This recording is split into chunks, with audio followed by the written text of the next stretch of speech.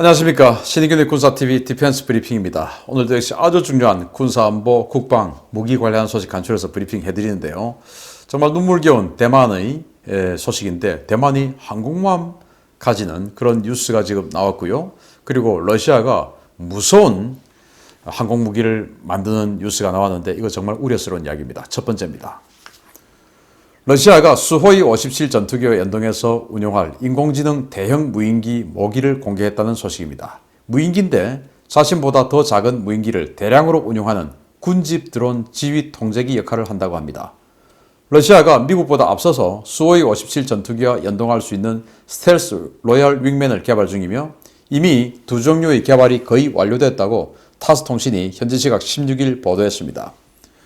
러시아는 미국의 F-35와 XQ-58A 발키리 조합에 대응하기 위한 유무인 복합체계로 그롬과 몰리아로 명명된 드론을 개발했는데요. 이 가운데 그롬은 인공지능 시스템이 적용된 군집 드론 지휘 통제기로 소개됐습니다. 대형 무인기인 그롬은 수호이 57과 함께 작전에 투입되고 수호이 57에서 발사된 소형 드론인 몰리아를 최대 10기까지 작전 통제할 수 있는 고성능 인공지능 프로세서를 탑재하고 있다는 것이 러시아 측의 주장입니다. 몰리아는 길이 1.5m, 날개폭 1.2m에 시속 700km의 속도를 낼 수 있는 다목적 군집 드론인데요. 그롬은 자체 무장을 하고 임무를 수행하면서 동시에 몰리아를 10대까지 통제해서 독자적인 작전도 수행할 수 있다고 선전되고 있습니다.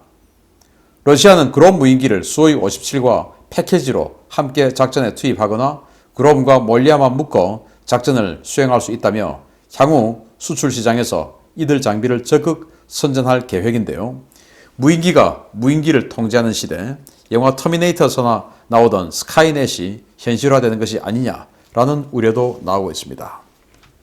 참 이건 우려스럽습니다. 여기 지금 미국의 발키리하고 거의 똑같이 생긴 무인기가 지금 나왔는데 이게 아마 그 그롬 같아요.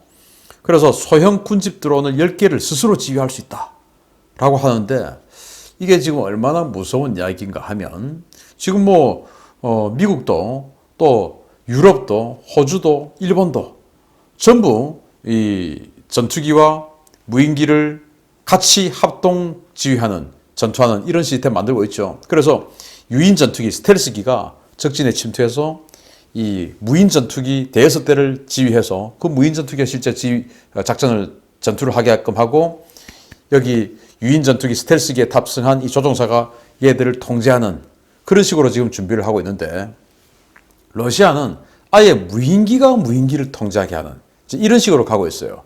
이게 뭐가 문제냐 하면은 도덕적인 문제 때문에 지금 사실은 이 AI가 뭔가 공격하는 발사 결심을 하게끔 하는 것은 다 제한하고 있습니다. 스스로 제한하고 있어요. 워낙 지금 AI가 너무나 급속도로 발전하고 AI로 인한 그런 그 인류의 폐해가 우려되는 상황이기 때문에 AI에게 인간을 공격할 수 있는 그 결심을 하게끔 하는 그 부분까지는 차단시켜 놨어요. 그래서 미국을 비롯한 지금 전 세계, 중국도 그러고 있습니다. 그렇게 해서 안 하고 있는데 이 도덕성을 상실한 러시아가 그걸 하겠다라는 겁니다. 그럼 뭡니까? 바로 영화 터미네이터 되는 것이죠.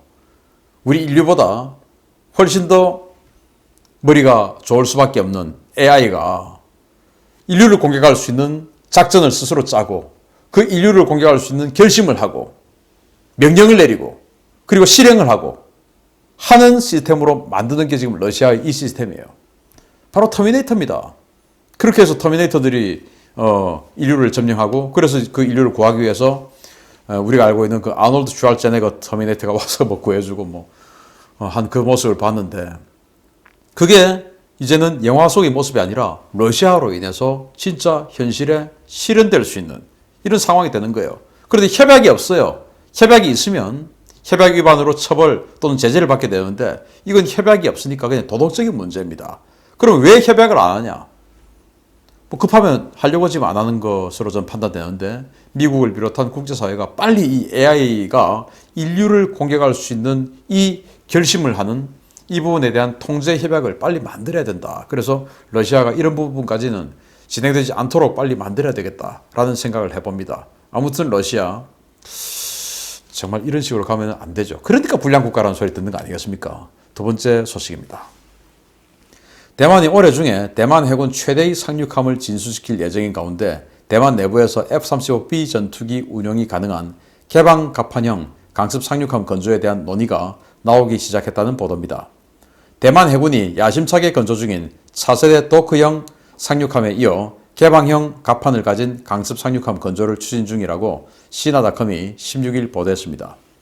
시나닷컴은 복수의 대만 언론 보도를 인용해서 대만조선공사 CSBC가 최근 LPD형 상륙함 건조를 거의 마무리했으며 대만 내에서는 이보다 더 진보된 개방 갑판형 강습 상륙함 건조가 논의되고 있다고 전했습니다.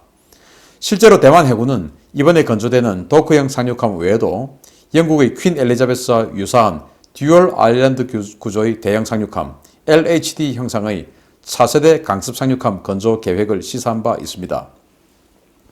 대만 언론은 차이잉원 정부가 둥샤군도 일대에서 작전 능력을 확대하기 위해 상륙함을 건조하고 있으며 차세대 상륙함은 미국에서 퇴역한 해리어 전투기를 구매해 탑재하거나 F-35B를 도입, 심지어 경국 전투기를 기반으로 약 13년에 걸쳐 전용 수직 이착륙 전투기를 개발해 탑재하는 방안까지 검토되고 있다고 전했습니다.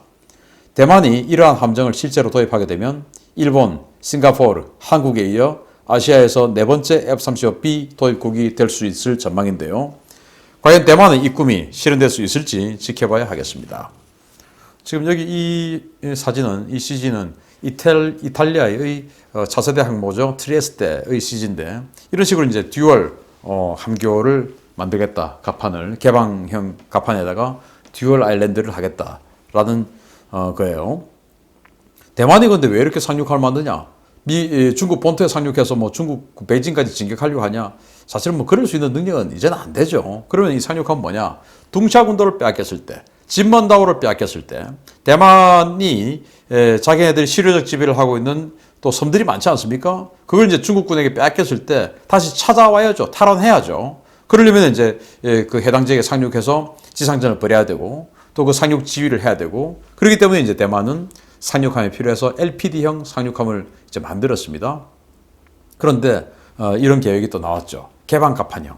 그래서 둥샤군도는 대만 본섬하고는 머니까 거기 가서 상륙작전을 할 때 그 상륙작전 지역의 방공을 해줄 수 있는 제공작전을 해줄 수 있는 전투기가 필요하다.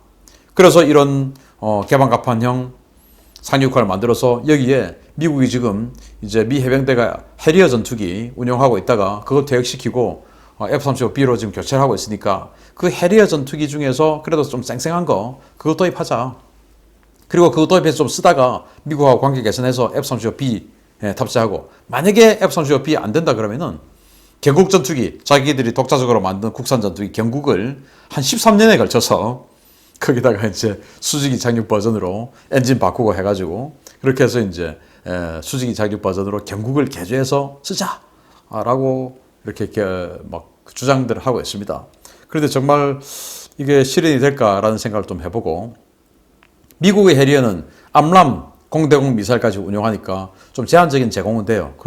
그렇지만 그렇다 하더라도 해리어라는 전투기에 한계가 있기 때문에 이 중국의 최신형 전투기들과 둥샤군도 이뤄내서 싸웠을 때 이길 수 있을까? 저는 뭐 아무리 중국이 까보중이라 하더라도 그거는 좀 힘들지 않을까라고 생각을 하고 그러면 결국 대만의 진짜 타겟은 F-35B 전투기로 봅니다. 그래서 F-35B를 가지고 이제 제공작전을 한다면 중국이 상당히 좀 두렵겠죠. 자, 여기서 이제 또 많은 사람들이 저에게 의문을 제기할 겁니다. 야, 신인균 너 F-35B 안 좋다며. 근데 지금 대만이든 싱가포르든 일본이든 F-35B 한다는데 너는 왜 안 좋다는 거냐? 걔들이 안 좋으면 왜 하겠냐? 라는 것이죠. 뭐 타당한 의문입니다. 그런데 대만이나 일본이 하겠다라는 항공모함의 목적, 운용작전 개념하고 우리 대한민국이 하는 개념은 완전히 달라요. 이들은 도서지역에서 원거리에서 작전할 때 결국 도서지역을 수호하고 하기 위해서는 원거리 작전을 해야 되는데 그 원거리 작전을 하는 데 있어서 당연히 본섬에서 공군기지까지 머니까 이 함대 방공이 안 되죠. 그래서 대만이나 일본은 함대 방공을 위해서 하는 겁니다. 적 전투기와 싸우기 위해서 하는 거예요.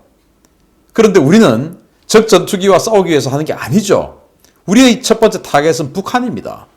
북한 전투기와 싸우기 위해서 우리가 항모를 만든다고 있을 수 없는 바보 같은 일이죠. 그거는 왜 그렇게 비싼 돈 투자해서 합니까?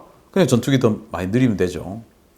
우리는 적 전투기와 싸우기도 싸우면서 그러면서 이 북한의 미사일 러쉬를 감당하고 미사일 러쉬에서 우리 공군기지가 타격됐을 때 항모라도 하나 살려가지고 활주로 하나라도 살려서 이걸 가지고 북한의 미사일 발사대를 타격하는 지상 타격용으로 필요한 겁니다.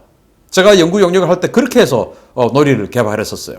우리가 항모가 필요한 것은 북한이 지금 다량의 미사일을 개발하고 있기 때문에 그 미사일들로 우리 활주로를 다 때려서 육상에 있는 육상기지, 공군기지가 작동을 못하는 상황이 되었을 때 그때라도 하나의 비행대대라도 보낼 수 있는 이런 자산을 가져서 우리가 북한 탄도미사일 러시아의 2탄, 3탄을 맞지 않도록 하는 그런 자산으로 항모를 가지자. 그러려면 벙커버스터가 탑재가 돼야 된다. 그러려면 F-35B는 안 된다. 그렇기 때문에 사출기가 있는 항모가 있어야 된다. 라는 게 저희들의 논리였어요. 그때 해군도 합의를 했었습니다. 근데 지금은 그 합의 다 무시하고 그냥 물 들어오니까 놓쳤자. 우리는 그런 거 모르겠고요. 일단 지금 이 정부에서 그냥 하면 사줄 것 같아. 그러니까 하자. F-35B의 운용 유지비가 시간당 뭐 1억 4천만 원. 그렇게 해서 우리 F-15K의 5배, 4배, 5배, F-35A 공군형의 4배 이 정도로 나온다고 하는데도 아마 그럴 것도 모르겠고 그거 뭐 공군이 알아서 할 일이고 이제 이게 우리 한국 해군의 입장 아니냐라는 그런 안타까운 생각이 듭니다. 그래서 대만, 일본이 항모를 가지겠다라는 거 하고 한국이 항모 가지겠다는 목표가 달라요. 그리고 일본은 오키나와라는 추진된 본토에서 완전히 추진된 섬이 있기 때문에 거기에서 또 공중급유기 E2D를 운영하고 그 공중급유기에 급유를 해줄 수 있는 이 급유기가 다량 있고 그렇게 해서 그들의 영해를 지키기 위해서 함대가 추진한다 하더라도 E2D를 가지고 함대 제공작전을 서비스를 해줄 수 있습니다. 그런데 우리는 우리 피스아이가 이 제주도 남방해까지 그리고 동주국해 급기야는 남주국해까지 가서 우리 피스아이가 우리 항모에서 이륙하는 전투기들을 관제해 줄 수 있냐? 못 해주죠. 갈 수가 없죠. 그런데도 우리 해군은 괜찮다 이겁니다. 왜냐? 조기 경보기 필요성 자체도 몰라요. 정말 시쳇말로. 정말 자존심 상하겠지만 그 개념조차도 없어요. 그게 제가 확인했습니다. 이런 상황에서 항모를 자꾸 가지겠다고 우기는 거 정말 웃기죠. 대만 제가 이 이야기 하니까 야 대만 뭐 F-35B 아니다 이겁니다. 우리하고 달라. 그래서 대만 어쨌든 이렇게 목적을 달성해서 중국으로부터 섬을 지킬 수 있는 나라가 되기를 기대합니다. 마치겠습니다. 감사합니다.